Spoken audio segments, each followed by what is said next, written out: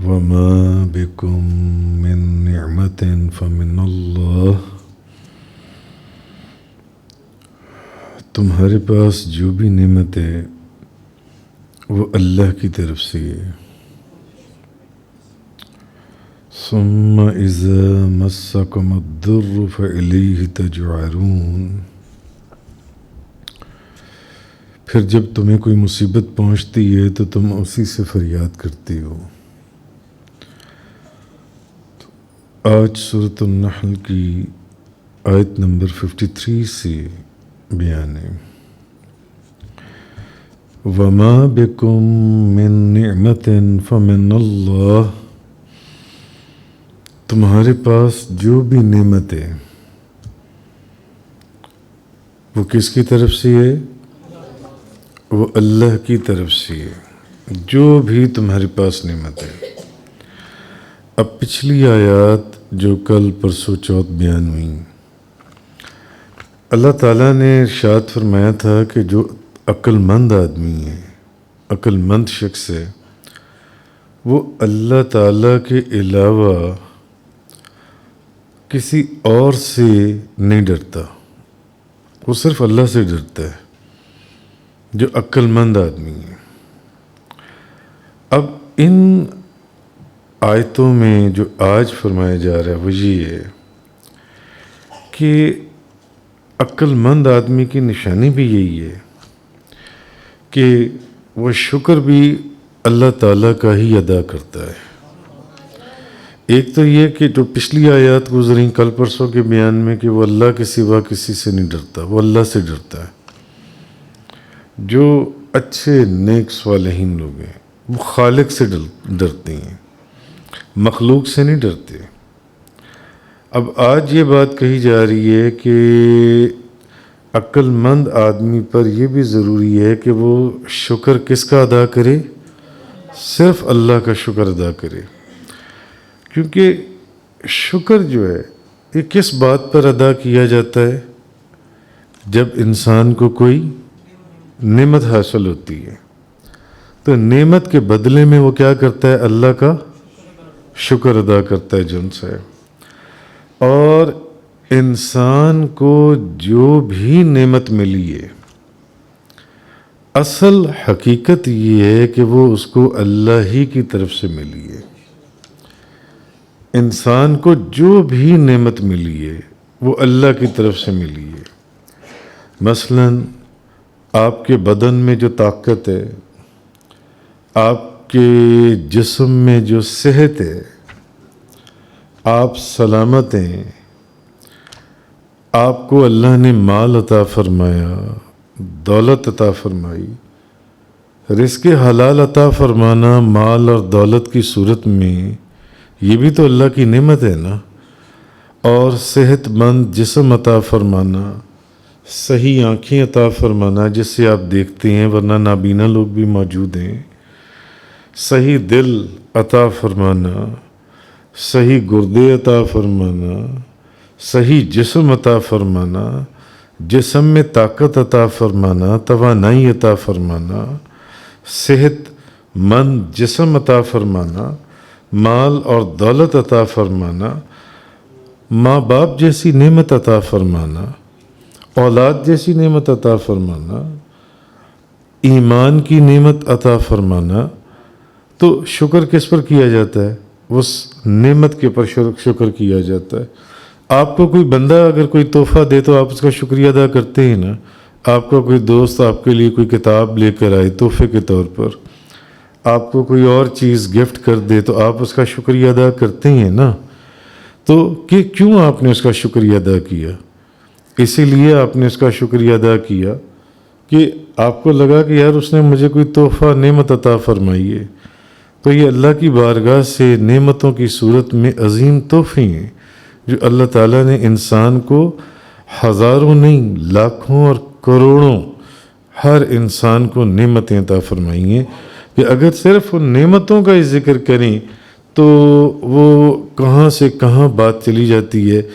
یہاں تو مہینے لگ جائیں گے ان نعمتوں کا ذکر ختم ہی نہیں ہوگا جو ان سے ہے۔ تو اصل چیز یہ ہے کہ انسان کے پاس جو بھی نعمتیں ہیں وہ اللہ کی طرف سے ہیں، صرف اور صرف اور صرف وہ نعمتیں کس کی طرف سے ہیں؟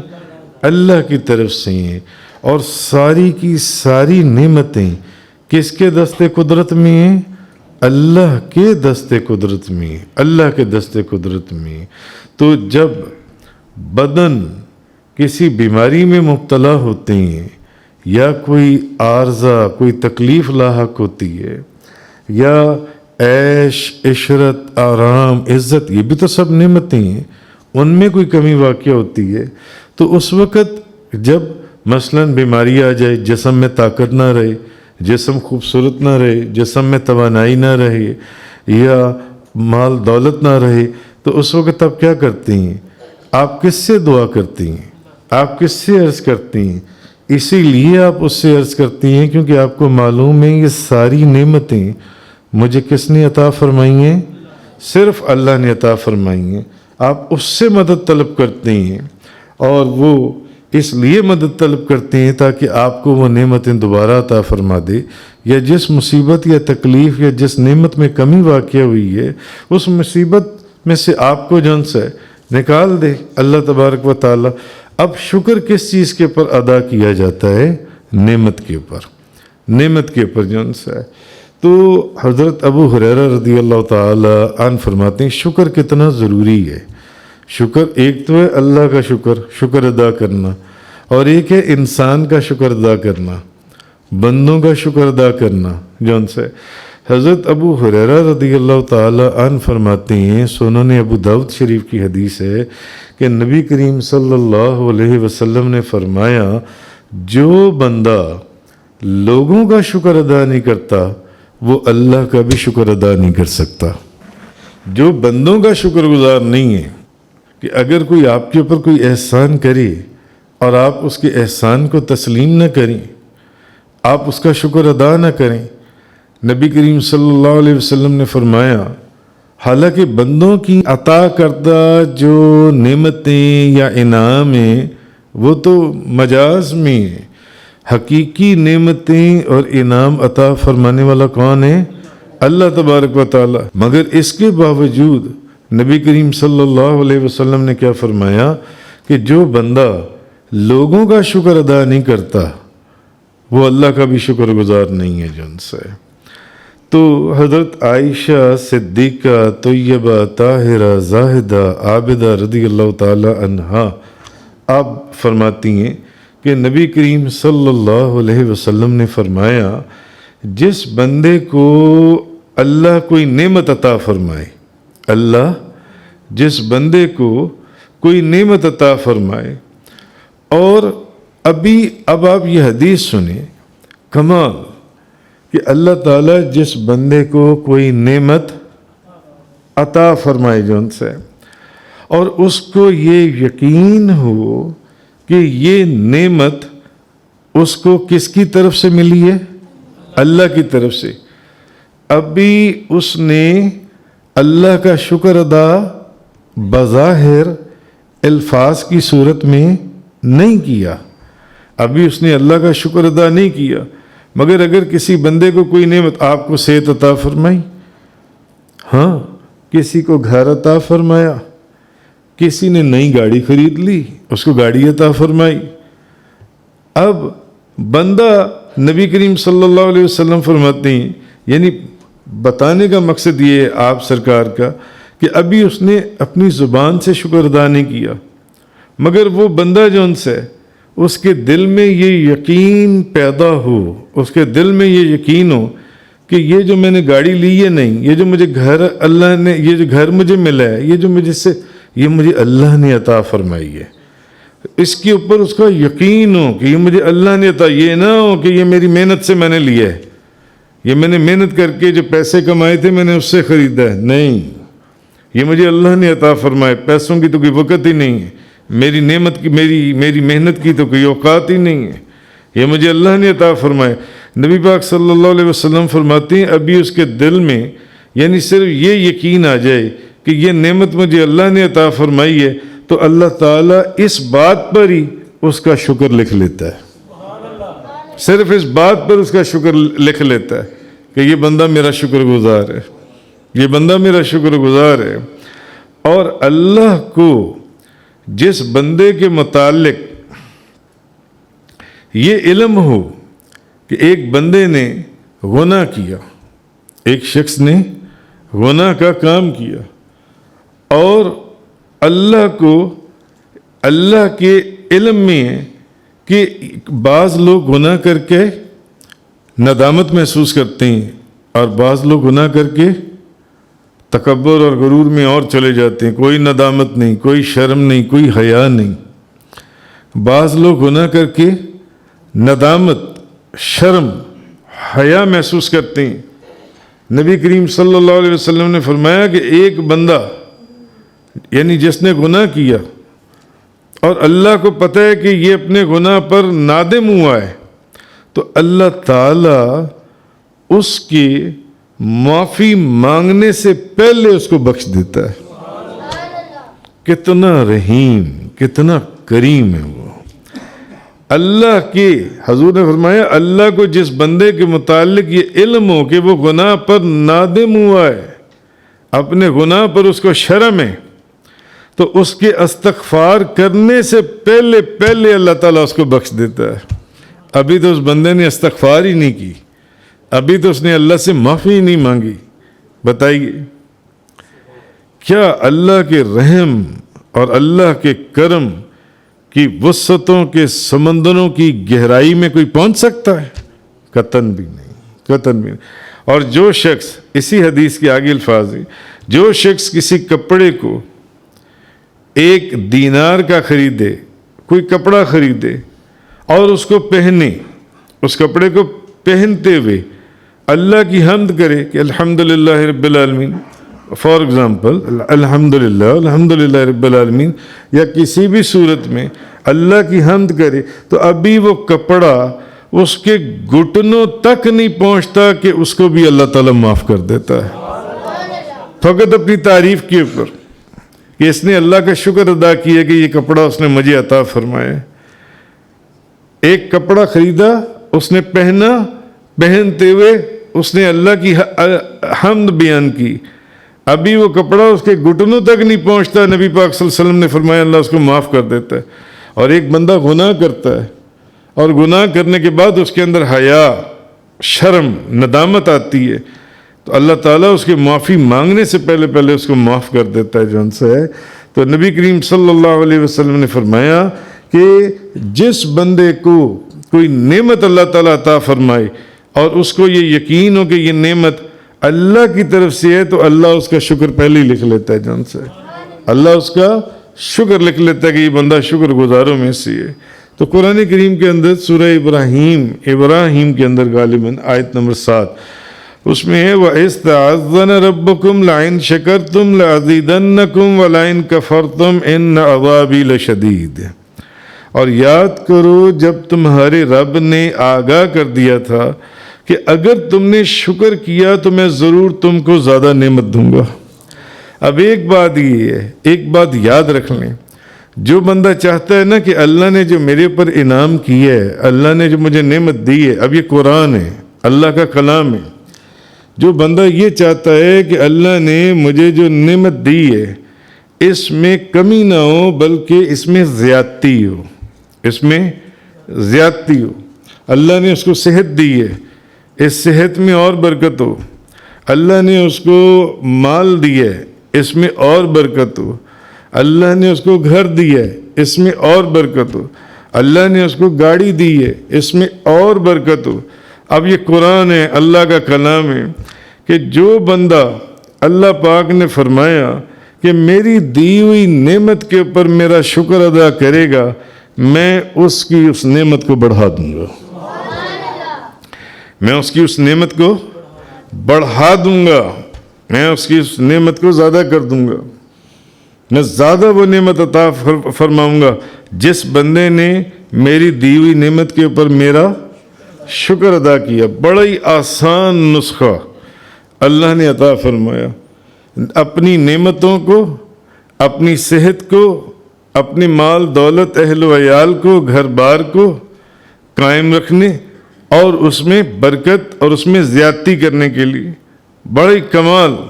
اللہ نے ایک طریقہ بتا دیا، اور بڑا ہی آسان طریقہ ہے، بڑا ہی آسان طریقہ کہ جو بندہ میری نعمتوں کی، میری جس نعمت پر شکر ادا کرے گا میں اس نعمت کو بڑھا دوں گا۔ اب جس شخص یقیناً اہل ایمان کو قرآن کے اوپر اللہ کے کلام پر 100% یقین ہے۔ حضرت ام المومنین بی بی عائشہ صدیقہ طیبہ طاہرہ زاہدہ عابدہ رضی اللہ تعالی عنہا آپ فرماتی ہیں کہ میرے پاس نبی پاک صلی اللہ علیہ وسلم تشریف لائے تو آپ نے میرے گھر میں ایک ٹکڑا پڑا ہوا دیکھا روٹی کا، گھر میں روٹی کا ایک ٹکڑا پڑا ہوا تھا، تو آپ اس کے پاس گئے، آپ نے اس ٹکڑے کو، روٹی کا جو ٹکڑا تھا اس کو اٹھا کر سونگا اور پھر آپ نے اس کو کھا لیا۔ تو آپ نے فرمایا عائشہ اللہ کی نعمتوں کے ساتھ اچھا برتاؤ کرو، نہیں ایک روٹی کا ٹکڑا بھی وہ کہیں پر پھینکنے کی ضرورت نہیں ہے۔ حضور نے فرمایا عائشہ اللہ کی نعمتوں کے ساتھ اچھا برتاؤ کرو۔ حضور آئے بی بی عائشہ صدیقہ رضی اللہ تعالی عنہا ان کے پاس، تو آپ نے گھر میں ایک ٹکڑا پڑا ہوا دیکھا روٹی کا، آپ نے اس کو سونگا پھر اس کو کھا لیا۔ ہو سکتا ہے سونگا اس لیے ہو پرانا ہو، 2 دن پرانا ہو، 3 دن پرانا ہو، آپ نے اس کو سونگا پھر آپ نے اس کو کھا لیا اور فرمایا اے عائشہ اللہ کی نعمتوں کے ساتھ اچھا برتاؤ کرو۔ جو گھر والے جو لوگ کسی نعمت سے نفرت کا اظہار کریں، جو لوگ کسی نعمت سے نفرت کا اظہار کریں، اور یہ بات پہلے بیان ہو گئی ہے کہ ہر نعمت لاکھوں کروڑوں نعمتوں میں سے جس نعمت کا بھی ذکر کریں گے وہ آپ کو کس نے عطا فرمائی ہے؟ اللہ نے عطا فرمائی ہے۔ بہرحال نبی پاک صلی اللہ علیہ وسلم نے فرمایا جو لوگ کسی نعمت سے نفرت کا اظہار کریں گے، اب حضور نے تو ایک ٹکڑا پڑا ہوا تھا اس کو سونگا پھر حضور نے اس کو کھا لیا، تو حضور نے فرمایا کہ عائشہ اللہ کی نعمتوں کے ساتھ اچھا برتاؤ کرو، اچھا برتاؤ کرو۔ تو جو گھر والے کسی نعمت سے نفرت کا اظہار کریں گے، نفرت کا، وہ ان کے پاس بہت کم لوٹ کر وہ نعمت دوبارہ آئے گی، بہت کم وہ نعمت ان کے پاس لوٹ کر آئے گی۔ اس لیے اللہ کی نعمت سے نفرت کا اظہار نہ کرو۔ اور ایک حدیث میں حضرت انس بن مالک رضی اللہ تعالی عنہ بیان کرتے ہیں کہ نبی کریم صلی اللہ علیہ وسلم نے فرمایا کہ بندے کے اہل و عیال، اہل مال اور اولاد میں اللہ تعالیٰ جو نعمت عطا فرمائے، یعنی بندے کو جو بھی نعمت ملی ہے، بھلے وہ اہل و عیال میں سے، بھلے اس کی وہ نعمت مال اور دولت میں سے، اس کی صحت میں سے، کسی بھی چیز میں سے، نبی پاک صلی اللہ علیہ وسلم نے فرمایا اللہ بندے کو جو بھی نعمت عطا فرمائے، اس کے اہل و عیال میں سے، مال اولاد میں سے، دولت میں سے، اللہ بندے کو جو بھی نعمت عطا فرمائے، بندہ اس نعمت کو دیکھ کر، یعنی بندہ آگے سے کہے ماشاء اللہ ولا قوت الا باللہ، کہتے ہیں نا ماشاء اللہ، ماشاء اللہ بڑی اچھی گاڑی لی ہے آپ نے، تو واسط خوش ہو گیا کیونکہ واسط نے بھی ابھی نئی گاڑی لی ہے، ماشاء اللہ واسط تم نے کتنی پیاری گاڑی لی ہے، ہاں بھئی تم نے گھر خریدا ہے۔ تو نبی پاک صلی اللہ علیہ وسلم نے فرمایا جو کہے نا ماشاء اللہ ولا قوت الا باللہ، تو موت کے سوا وہ اس نعمت کے اندر کوئی آفت نہیں دیکھے گا، موت کے سوا۔ کتنا آسان وظیفہ، کتنا آسان اور پیارا نسخہ، کتنا آسان اور پیارا طریقہ نبی پاک صلی اللہ علیہ وسلم نے بیان فرما دیا۔ جو بندہ اپنی نعمتوں کو دیکھ کر یہ کہے ماشاء اللہ لا قوت الا باللہ، ماں سوائے موت کے، وہ اپنے اہل و عیال مال دولت کے اندر کوئی نقصان نہیں دیکھے گا، کوئی نقصان نہیں دیکھے گا وہ شخص جن سے. اور یہ بڑا مجرب، بڑا کمال یہ عمل ہے، جس کو جن کو یہ عادت پڑ جائے جون سی ہے اس چیز کے اوپر عمل پیرا ہونے کی جون سی ہے، تو یہ چیز جون سی ہے. آگے اللہ تبارک و تعالیٰ نے فرمایا ثم اذا مسکم الضر فالیہ تجأرون ثم اذا کشف الضر عنکم اذا فریق منکم بربہم یشرکون. پھر جب تمہیں کوئی مصیبت پہنچتی ہے تو تم اسی سے فریاد کرتی ہو، پھر جب وہ تم سے اس مصیبت کو دور کر دیتا ہے تو پھر تم میں سے ایک فریق، پھر تم لوگ اپنے رب کے ساتھ شریک بنا لیتے، وہ ایک تم میں سے ایک فریق اپنے رب کے ساتھ شریک بنا لیتا ہے، یعنی یا پھر واپس لوٹ جاتی ہو جون سے. تو اچھا، یعنی پھر جب اللہ تعالیٰ تمہاری بیماریوں کو دور کر کے تمہیں عافیت عطا کرتا ہے، تمہاری تنگی کو دور کر کے تمہیں دولت دیتا ہے، رزق کی بہار میں تمہیں داخل کر دیتا ہے جون سے، تمہاری پریشانیوں کو دور کر دیتا ہے، تمہاری مصیبتوں کو دور کر دیتا ہے. تو جب اب مصیبتیں ٹل جاتی ہیں اور بیماری کے بعد دوبارہ سے صحت مل جاتی ہے، تو تم ایسے لوگ ہو کہ پھر تم اللہ کو بھول جاتے ہو، پھر اللہ کو بھول جاتے ہو. اور پھر اسپیشلی اس میں کافروں کی طرف اشارہ ہے کہ جب تکلیف میں آتے، جیسے قرآن کریم میں 2-3 جگہوں پر آیا کہ اگر ان کو دعا مانگتے ہوئے دیکھنا ہے تو ان کو سمندروں کے اندر، کشتیوں کے اندر جب طوفان آتا ہے تو اس وقت ان کو دعا مانگتے ہوئے دیکھو. یہ کیسی خالص دعا کرتی ہیں اور کیسی خالص یہ اللہ کی طرف رجوع کرتی ہیں، کیونکہ اس وقت یہ جانتے ہیں کہ اب ڈوبنے اور مرنے سے سوائے اللہ کے کوئی نہیں بچا سکتا. اس وقت جتنی توجہ ان کی اللہ کی طرف ہوتی ہے کسی کی طرف بھی نہیں ہوتی. مگر جب طوفان ٹل جاتا ہے، جب بیماریاں دور ہو جاتی ہیں، جب پریشانیاں ختم ہو جاتی ہیں، مال اور دولت کی ریل پیل ہو جاتی ہے، تو پھر اللہ کو بھول جاتی ہیں جن سی، پھر اللہ کو بھول جاتی ہیں. اور اس وقت، اور اسپیشلی کافروں کو کہا جا رہا ہے کہ پھر اس وقت کیا کرتی ہیں؟ اللہ کا شکر ادا. جب ڈوب رہے تھے تو اللہ کی طرف توجہ تھی اور اللہ کو پکار رہے تھے. آپ پیچھے بھی 2-3 لیکچرز اس کے اوپر میں نے بیان کیے تھے پچھلی چند صورتوں کی تفسیر کے اندر. لیکن اب کیا ہے کہ اب دوبارہ سے وہ بتوں کے پجاری ہو گئے، کفار اسپیشلی دوبارہ سے بتوں کے پجاری ہو گئے جان سی، اور انہی بتوں کے نام پر جانور ذبح کرنے شروع کر دیے اور اللہ کا شکر ادا نہیں کرتے.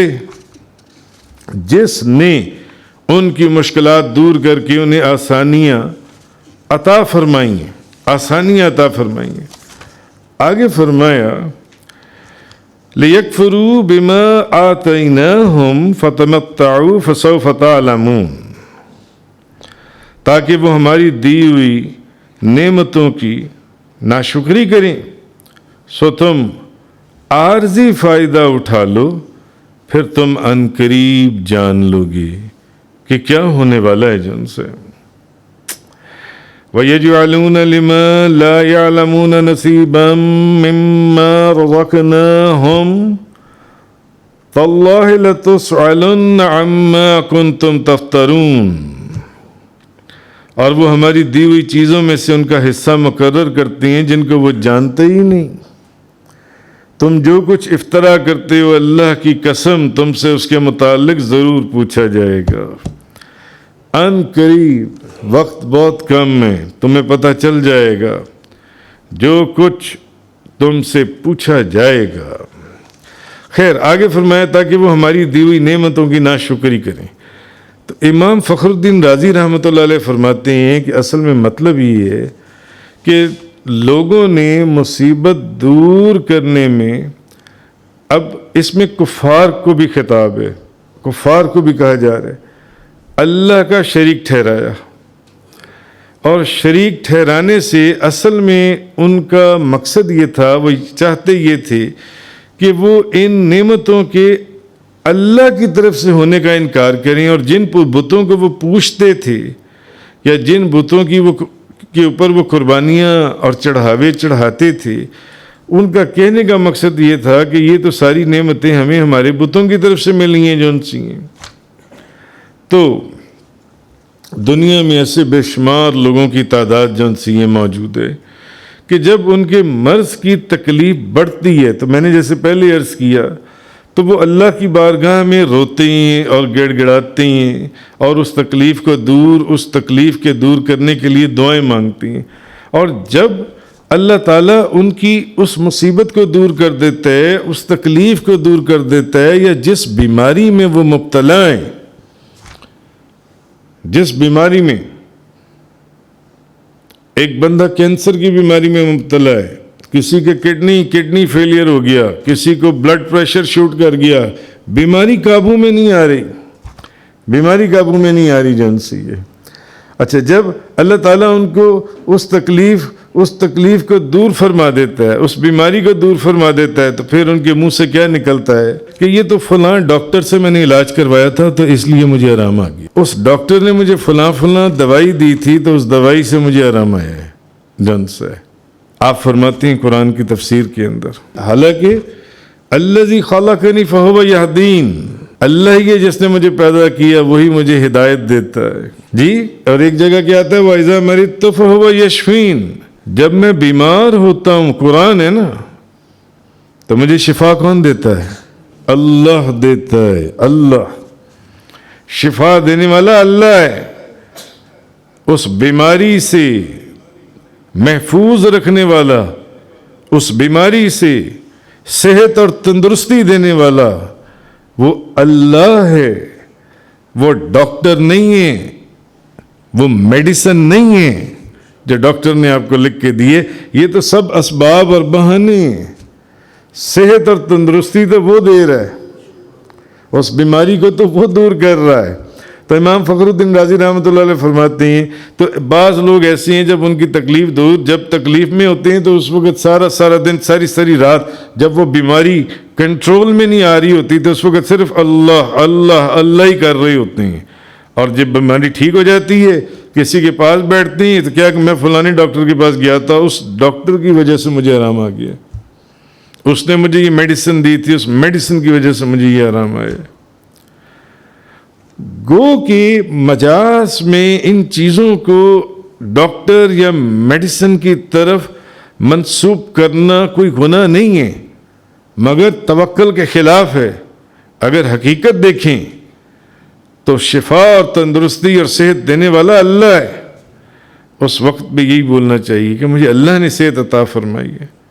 میں ایک ڈاکٹر کے پاس گیا، اس نے مجھے پرسکرائب کر دیا، میں نے اس کے مطابق میڈیسن لے لی، اللہ نے مجھے صحت عطا فرمائی ہے، اللہ نے مجھے تندرستی عطا فرمائی ہے جن سی ہے۔ تو بہرحال اس کے بعد وہ فرماتے ہیں، اور قرآن میں بھی یہی کہا جا رہا ہے کہ جب اس مصیبت کو دور کر دیا جاتا ہے، تکلیف کو دور کر دیا جاتا ہے، بیماری کو صحت میں تبدیل کر دیا جاتا ہے، تو پھر ان کی حالت وہی ہو جاتی ہے۔ اس کے بعد پھر اپنے پہلے کاموں کے اندر وہ مصروف ہو جاتے ہیں جو ان سے پھر سے ویسی۔ امام فخر الدین رازی رحمۃ اللہ علیہ انہوں نے ایک بات لکھی اپنی تفسیر کبیر شریف کے اندر، وہ لکھتی ہیں کہ تفسیر کبیر کے اندر لکھتی ہیں کہ آج یکم محرم الحرام کا دن ہے۔ امام فخر الدین رازی کہتے ہیں آج یکم محرم الحرام کا دن ہے، جب میں کتاب کے ورق اوراق لکھ رہا ہوں، صفحے لکھ رہا ہوں، قرآن کی تفسیر لکھ رہا ہوں، تو فرماتے ہیں صبح کا وقت تھا تو ایک دم زلزلہ آ گیا، اور بڑا شدید زلزلہ تھا۔ جب یعنی میں باہر نکلا، میں نے دیکھا لوگ چیخو پکار کر رہے تھے، چیخو پکار کر کہیں زلزلہ آ جائے تو آپ دیکھتے ہی ہیں نا، لوگ گھروں سے بھاگتے ہیں باہر سڑکوں کی طرف، دکانوں سے باہر نکلتے ہیں۔ چند سال پہلے زلزلہ آیا، کتنی تباہی مچی، لوگ باہر نکلے، باہر دوڑے، باہر امام فخر الدین رازی فرماتے ہیں صبح کا وقت تھا، میں قرآن کی تفسیر لکھ رہا تھا، اپنے اوراق لکھ رہا تھا، تو زلزلہ آ گیا، تو میں نے دیکھا لوگ چیخ چیخ کر اللہ کو پکار رہے تھے، اللہ سے دعائیں مانگ رہے تھے، گڑ گڑا رہے تھے کہ یا اللہ رحم، یا اللہ رحم، یا اللہ کرم. یہ ہمارے گھر گر نہ جائیں، ہماری دکانیں گر نہ جائیں، ہمارا مال اسباب اہل و عیال تباہ اور برباد نہ ہو جائیں. فرماتے ہیں کافی دیر کے بعد جب زمین پرسکون ہو گئی اور ٹھنڈی ہوا چلنے لگی، حالات جو ان سے وہ معمول پر آ گئے، تو امام فخر الدین رازی فرماتے ہیں کہ جن لوگوں کو میں نے اب سے کچھ دیر پہلے اللہ کی بارگاہ میں گڑ گڑا کر اللہ کی طرف توجہ کر کے دعائیں مانگتے ہوئے اور اللہ کی بارگاہ میں اللہ کا ذکر کرتے ہوئے دیکھا تھا، وہ دوبارہ سے نہایت لغو اور بیہودہ کاموں میں پھر سے مصروف ہو چکے تھے. جو تھوڑی دیر پہلے چیخ چیخ کر اللہ کو پکار رہے تھے اور اللہ کے نام کی دہائی دے رہے تھے اور گڑ گڑا کر دعائیں کر رہے تھے، وہ پھر سے بیہودہ حرکتوں کے اندر مصروف ہو چکے ہوئے تھے. امام فخر الدین رازی رحمۃ اللہ علیہ آپ فرماتے ہیں. اور اب آپ دیکھیں سورۃ الزمر شریف کے اندر کیا ہے، قرآن کیا کہہ رہا ہے، وَإِذَا مَسَّ الْإِنسَانَ ضُرٌّ دَعَا رَبَّهُ مُنِيبًا إِلَيْهِ ثُمَّ إِذَا خَوَّلَهُ نِعْمَةً مِّنْهُ نَسِيَ مَا كَانَ يَدْعُو إِلَيْهِ مِنْ قَبْلُ. اور جب انسان کو کوئی مصیبت پہنچتی ہے تو وہ اپنے رب کی طرف رجوع کرتا ہے اور اس کو پکارتا ہے، پھر جب اللہ اپنی طرف سے اسے کوئی نعمت عطا فرما دیتا ہے تو وہ اس مصیبت کو بھول جاتا ہے جس کی وجہ سے وہ اللہ کو پکار رہا تھا، جس کی وجہ سے وہ اللہ کو پکارتا ہے. جیسے ہی اللہ تعالیٰ اس مصیبت کو دور کرتا ہے تو پھر وہ اس کے بعد اللہ کو پھر بھول جاتا ہے کہ میں کیا کر رہا تھا ابھی جون سے، اور اب میں کیا کر رہا ہوں، فتمتعوا، سو تم عارضی فائدہ اٹھا لو، فسوف تعلمون. اب ان لوگوں کے لیے اللہ پاک نے ایک پیغام دیا کہ جن کی باتیں پیچھے میں نے آپ لوگوں سے بیان کی کہ کچھ لوگ اس طرح کے بھی ہیں کہ تم اس دنیا کی زندگی میں صرف اس زندگی کی مدت کو پورا ہونے تک فائدہ اٹھا لو، اور جب تم اپنی زندگی کا وقت پورا کر لو گے اور اپنے رب سے ملو گے، ملاقات کرو گے، تو اس وقت تمہارے کیے ہوئے اعمال تمہارے لیے مصیبت بن جائیں گے. اس وقت اور اپنے برے کاموں کا انجام تم اس وقت دیکھو گے، اس وقت بہت ندامت ہوگی. کیسی اس وقت لوگ جب اللہ کی بارگاہ میں اپنے گناہوں کو یاد کر کے ندامت محسوس، مگر وہ وقت گزر چکا ہوگا. اب تو جزا اور سزا کا حکم شروع ہوگا وہاں سے، جن سے وہ وقت اس وقت ختم ہو چکا ہوگا. اب ندامت فائدہ نہیں دے گی. مرنے سے پہلے جو ندامت انسان کے وجود کے اندر، یا جو توبہ اور استغفار انسان کے وجود کے اندر داخل ہو جائے، اس کے بعد نہیں ہوگی. آگے فرمایا وَيَجْعَلُونَ لِمَا لَا يَعْلَمُونَ نَصِيبًا مِّمَّا رَزَقْنَاهُمْ،